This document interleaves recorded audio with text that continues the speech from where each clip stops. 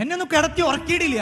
നിങ്ങളോടൊക്കെ ഇങ്ങനെ പറയില്ലേ, ഏത് നേരം നോക്കിയാലും ഫോണ്, ഏത് നേരം നോക്കിയാലും TV, എപ്പോ നോക്കിയാലും ഫ്രണ്ട്സ് മാത്രമേ ഉള്ളൂ, എപ്പോ നോക്കിയാലും അടിച്ചു പൊളിക്കൽ മാത്രമേ ഉള്ളൂ, പഠിക്കണം എന്നൊരു ചിന്ത ഇല്ല, ലൈഫിൽ എന്തെങ്കിലും ആവണം എന്നൊരു ആഗ്രഹം ഇല്ല.